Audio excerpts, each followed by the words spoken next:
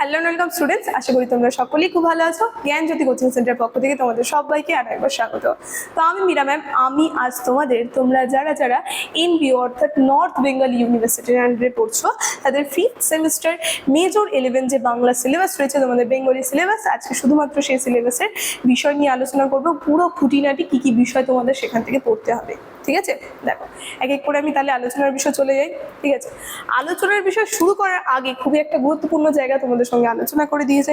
তোমরা যার যে ভাবছো এই সেমিস্টার আমাদের সঙ্গে অনলাইন ক্লাস বা নোটসের জন্য যোগাযোগ করবে, তাদেরকে বলে দিয়ে দেখো, বোর্ডের কর্নারে দুটি নাম্বার দেওয়া আছে। এই নাম্বার দুটি হচ্ছে আমাদের Gyanjyoti coaching centre official helpline number. যে কোনো একটি নাম্বারের মধ্যে কল করে নিয়ে আমাদের সঙ্গে সরাসরি যোগাযোগ করে নিতে পারবে। তার সঙ্গে যেই জায়গাটা একটু চেঞ্জ হয়েছে, তোমরা একটু মন দিয়ে দেখবে, সেটা হচ্ছে তোমাদের কোর্স ফির জায়গাটা। যারা মেজর কোর্সের আছো তাদের জন্য আছে 1199 কোর্স ফি, আর যারা মাইনর কোর্সের আছো তাদের জন্য আছে 699 কোর্স ফি। ঠিক আছে, আর সমস্ত ইনফরমেশন স্ক্রিনে কিন্তু দেওয়া আছে। আমাদের এখানে তোমরা অ্যাডমিশন নিলে কি কি সুযোগ সুবিধা পাবে আমি আর আলাদা করে বলছি না, আমি একেবারে আলোচনার বিষয়ে চলে যাচ্ছি। ঠিক আছে, দেখো, আচ্ছা, প্রথমে তোমাদের এই যে সিলেবাস যে আছে, সিলেবাসের টাইটেলটা আমি বলে দিচ্ছি মুখেই। ঠিক আছে, টাইটেল বলতে শিরোনাম যে আছে সেটা হচ্ছে বাংলা প্রবন্ধ যে আছে, এটা হচ্ছে তোমাদের টাইটেলের মধ্যে রয়েছে। ঠিক আছে, প্রবন্ধ রচনা, বাংলা প্রবন্ধ।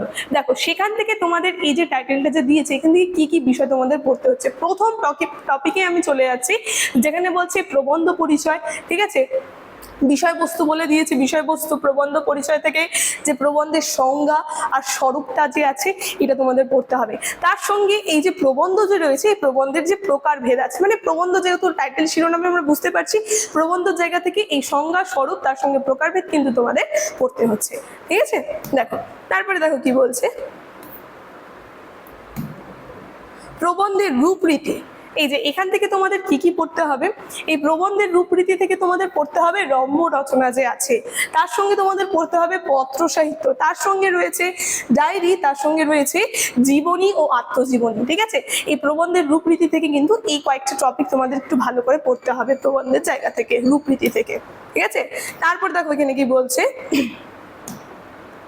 19 ও 20 শতকের বাংলা যে প্রবন্ধগুলো আছে, কয়েকটা প্রবন্ধের নাম এখানে বলে দিয়েছি, একটু ভালো করে দেবে, ভালো করে দেখবে, আমি এক এক করে নামগুলো উচ্চারণ করে বলে দেব। ঠিক আছে, কি কি জায়গা তোমাদের পড়তে হবে। বঙ্কিমচন্দ্র চট্টোপাধ্যায় রচিত যে বাংলা প্রবন্ধ বিদ্যাপতি ও জয়দেব, তার সঙ্গে বাবু বিড়াল। ঠিক আছে, এই জায়গাটা কিন্তু তোমাদের পড়তে হবে। তারপরে রয়েছে রবীন্দ্রনাথ ঠাকুরের রচিত মেঘদূত, বিহারীলাল চক্রবর্তী, তার সঙ্গে নরনারী যে রয়েছে। ঠিক আছে, তারপরে রয়েছে জগদীশ বসু যে রয়েছে, তার রচিত বিজ্ঞানী সাহিত্য। আচ্ছা, বিজ্ঞান সাহিত্য হবে হয়তো এখানে। ঠিক আছে, বিজ্ঞান সাহিত্য যে রয়েছে এটা কিন্তু তোমাদের পড়তে হবে। তারপরে কি আছে, বুদ্ধদেব বসুর রচিত রবীন্দ্রনাথ ঠাকুর ও তার সঙ্গে উত্তর সাধক রামায়ণ, এই জায়গাটা পড়তে হচ্ছে। তারপরে হরপ্রসাদ শাস্ত্রী রচিত বাংলা ভাষা, এই জায়গাটা পড়তে হবে। তারপরে রয়েছে বিবেকানন্দের রচিত বাংলা ভাষা। ঠিক আছে, তারপরে প্রবন্ধ চৌধুরী রচিত বই পড়া, তার সঙ্গে সৈয়দ মুজতবা আলীর বই কেনা, এবং কি বলছে, মোপাসা চেখার রবীন্দ্রনাথ। ঠিক আছে, এই জায়গাগুলো কিন্তু তোমাদের বাংলা প্রবন্ধ যে রয়েছে পড়তে হবে। এক এক করে কিন্তু আমি বলেও দিয়েছি, আর লেখাও আছে সুন্দর করে। তোমরা একটা কপি বের করে নেবে, একটা খাতার মধ্যে কিন্তু সম্পূর্ণ সিলেবাসটা লিখে নেবে। ঠিক আছে, দেখো, তো তোমাদের সিলেবাসের বিষয় এতই ছিল, আর এখানে সমস্ত রকমের ইনফরমেশন আমি ক্লাসের শুরুতে আলোচনা করে দিয়েছি। আজকের ক্লাসের আলোচনার বিষয়টা এখানেই শেষ করছি। ভিডিওটি শুরু থেকে শেষ হতে দেখার জন্য থ্যাংক ইউ।